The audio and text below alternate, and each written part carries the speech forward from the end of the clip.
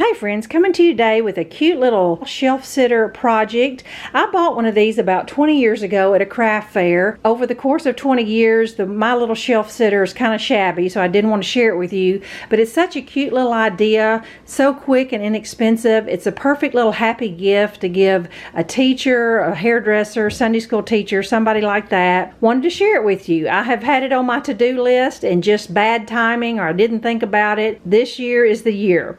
Now, I wanted to go ahead and get it shared because I didn't want these little Scarecrow heads from Dollar Tree to get away from you. These kind of things sell out fast. This time of year you can usually find something you could use as the head, but these work perfect. Now the original one I bought was actually Halloween themed, and they had used this little jack-o'-lantern treat cup. And that worked out perfect because it's actually the whole head. But these Scarecrow ones are actually like half a head, but it'll still look fine. Your shelf sitter is going to need a body because we're actually making kind of like a doll. The original one was made out of a 3-inch piece of 2x4. And I had my husband drill a hole through the top for the arms and 2 holes at the bottom for the legs.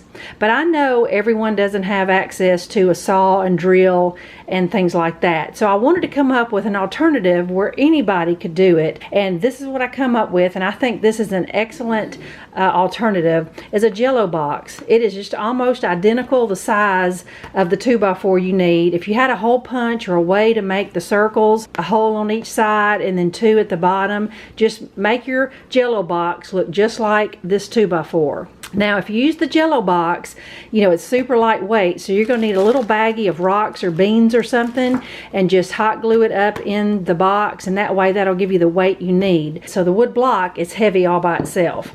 Now you're going to need some kind of seasonal fabric. For the Halloween one, I've got some cute Halloween fabric. For the fall, this is just some leaf fabric I had from a previous project. You're going to need some buttons for the body, and then some of this little 1/8 of an inch ribbon. You can find this at Walmart, every color, for 97 cents. You're also going to need a glue gun and some polyfill, but you could probably get away with just using some cotton balls because you're going to need very little of that. I'm going to show you step by step the fall one, and then I'm going to have the Halloween one completed at the end just to show you that the cardboard box one, it will be equally as cute and you won't hardly even be able to tell the difference. When I come back, I'm going to have my block painted to coordinate with my fabric. I'm going to paint it an orange color.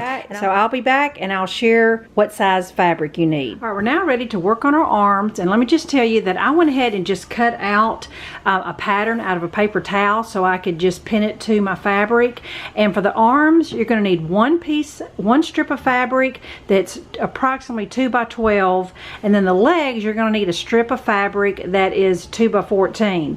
It doesn't have to be exact, but just make sure that your legs are a couple inches longer than your arm. All right, once you have your strip of fabric, then you're going to take a bead of hot glue and just glue it into a tube. And just take your time. That way you don't have to sew it. If you want to sew it right sides together and turn the tube inside outwards and all that, that'll make it look even neater and nicer. But this hot glue method works just as well, because now we're ready to put it through our little body and stuff it. And like I said, I showed you the seam on the bottom, and you're going to take some kind of pencil or shish kebab stick or whatever you have and just poke it through the front of the body. It may kind of twist on you a little bit.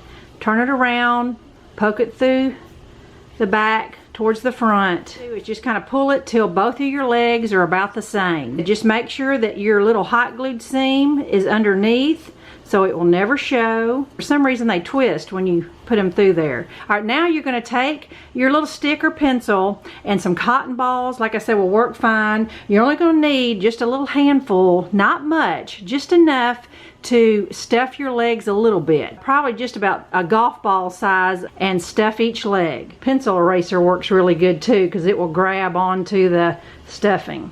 So that's probably enough, just enough to give it a little bit of dimension, okay? And then for the arms, same way. I'm going to just shove it through there. I'm going to make sure that my seam is on the back, and then I'm going to take a little polyfill and stuff both my arms. Once you get your arms and legs stuffed, I'm gonna hot glue 3 buttons on the body. The last step is to tie ribbons onto your arms and legs. You're gonna cut yourself 8 pieces of 12-inch pieces of ribbon. It needs to be this long just so that you can get it tied around and get it tied around your finger to make a bow. If it's any shorter, it's really hard to work with. It's going to be at the elbow and the wrist, the knee, and the ankle.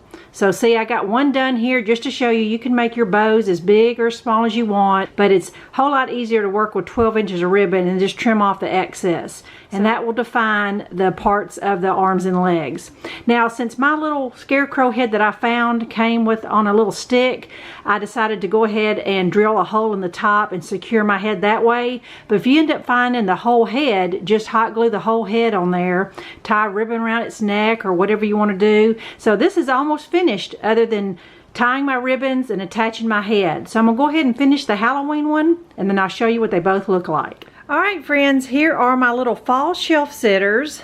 Mr. Scarecrow here with a wooden block, and then Mr. Jack-o'-lantern with the Jello box. And honestly, if no one knew the difference, they would think it were made out of the same thing. If you don't have a saw and drill, this Jello box is equally as cute. But I have a couple notes for you just in case you decide to make it. The only change I would have made in this is where I had drilled the little hole to set the stick that the head was on. I would have brought that forward just a little bit, but he doesn't look out of proportion or anything. He's fine the way he is. But my little jack-o'-lantern treat cup, you could put candy in there. You know, all the craft stores sell little straw hats that you could decorate up. Even when Dollar Tree gets all their Halloween stuff, I'm sure they'll bring back the miniature witch hats. That would be really cute, glued on top of the jack-o'-lantern. You could make these as elaborate as you want it to be. You know, for the wood one, I drilled the holes. For the cardboard box, I could not get my hole punch in there, so I just made a little slit and cut squares